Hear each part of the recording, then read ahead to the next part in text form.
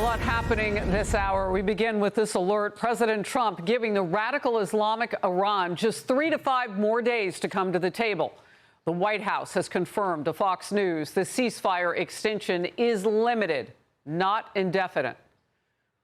Already, we are seeing the extra time being used by Iran's Revolutionary Guard to attack. The IRGC fired on and struck commercial ships in and around the Strait of Hormuz overnight. It seized 2 of those ships early this morning. I'm Harris Faulkner. You are in the Faulkner Focus. Here's what we know about those attacks, 3 in total. Iran's Navy said it seized 2 container ships in the Strait and now has them off the country's coast. Reports a 3rd cargo ship was also attacked in the waterway, but its path shows it's making its way past where the other 2 vessels were stopped. The attacks came just hours after the announcement from President Trump, quote, "We have been asked to hold our attack on the country of Iran until their leaders can come up with a unified proposal. I have therefore directed our military to continue the blockade and in all other respects remain ready and able, and will therefore extend the ceasefire until their proposal is submitted and discussions are concluded, one way or the other." Lieutenant General Keith Kellogg is on tap for us today on what the president's next move should be. Look, you break the impasse by just breaking off negotiations. We're saying we're done with these guys. We're finished. And you take a really harder line. You create problems for them. They're a theocratic government. They're led by the supreme leader. You've got the IRGC out there, which is actually distributed because of the Mosaic defensive plan out there. We really don't know who's in charge. So we're just going to say we're in charge and this is what we're going to do. And if that means taking Carg Island or the islands in the Strait, so be it.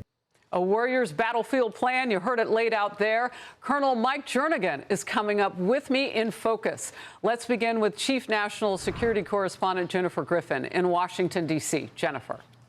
Harris, Iran never agreed to an extension of the ceasefire, and the IRGC Navy continues to attack commercial shipping in the Strait of Hormuz. Since President Trump announced the extended ceasefire, 3 commercial ships, as you mentioned, have come under attack from Iran.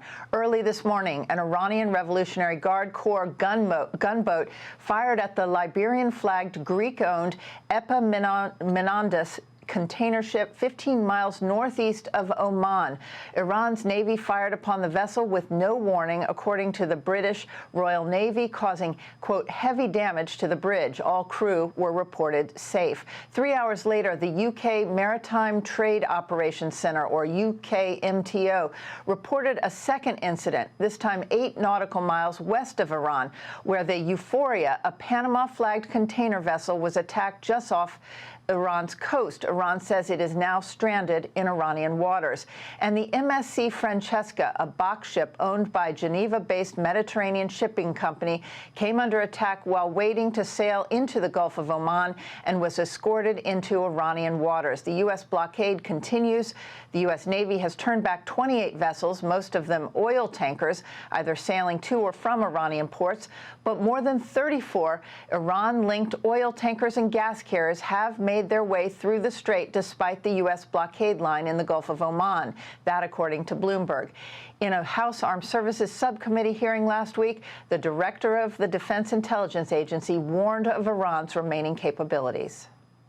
Despite significant degradation of Iranian military capabilities through coalition strikes during Operation Epic Fury, Tehran retains thousands of missiles and one-way attack UAVs capable of threatening U.S. and partner forces throughout the region. A new analysis by the Center for Strategic and International Studies warns that during 7 weeks of war against Iran, the U.S. military has depleted 45% of its precision strike missiles and half of its inventory of THAAD and Patriot missiles needed to intercept ballistic missiles.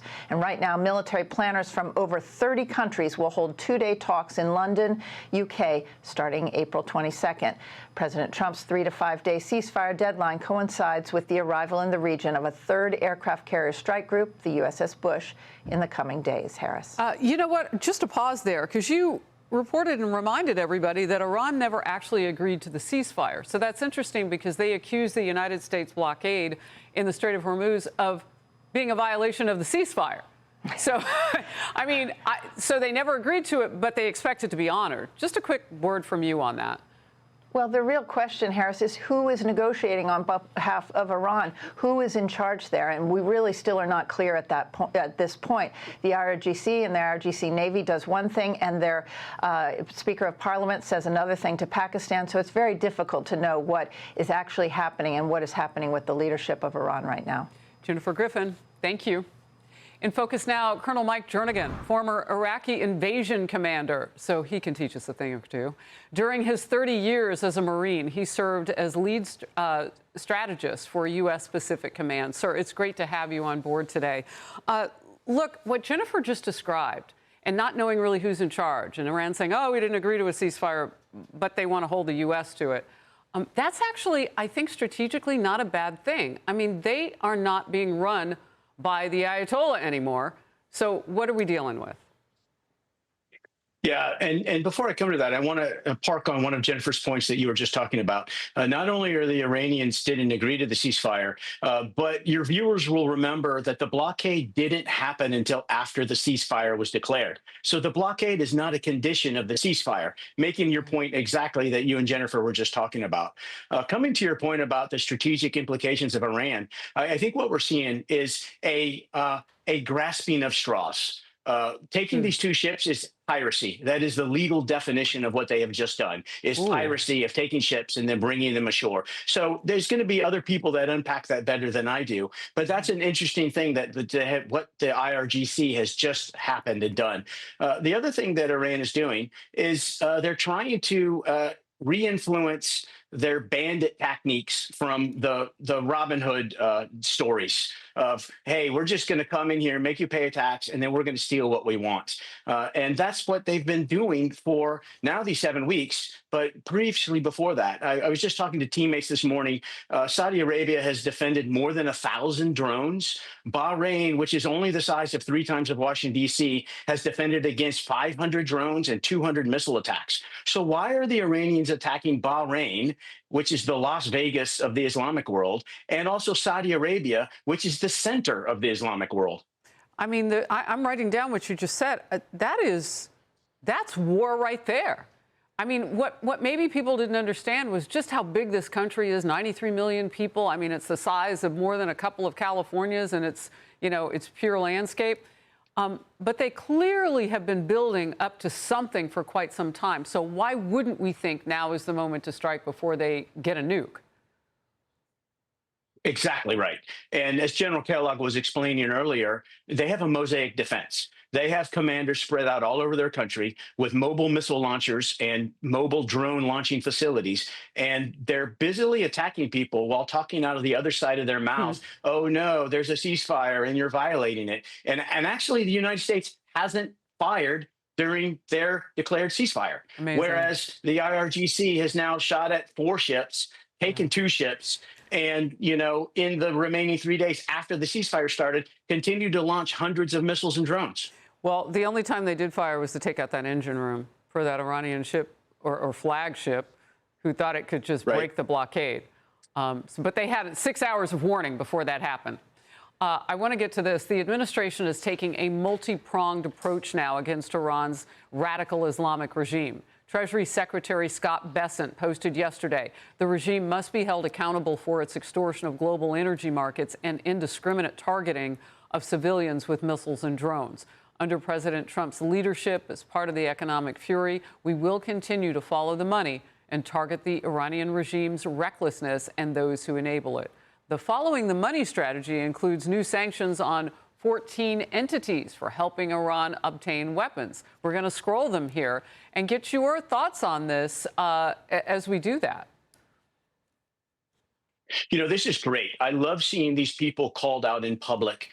They have been supporting the Iranian regime counter to U.S. regulations and sanctions, and they've been thinking they're getting away with it.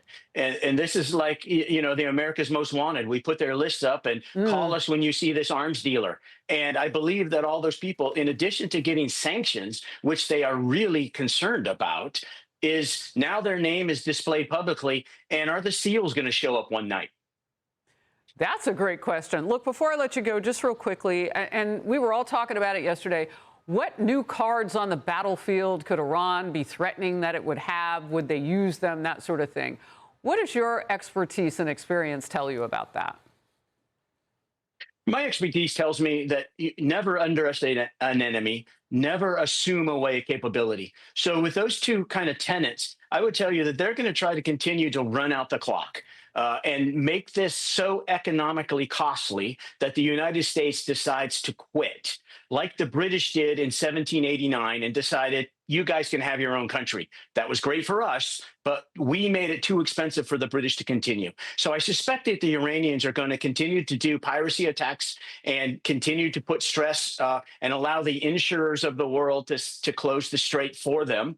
And so that's what I think. And then pretty soon, I think you're going to see them starting to strike their neighbors in the Gulf again. Wow. Colonel Jernigan, thank you for being in focus. Always great to have you. Be sure to like and subscribe for all the Fox News latest on YouTube and catch full shows streaming now on Fox One.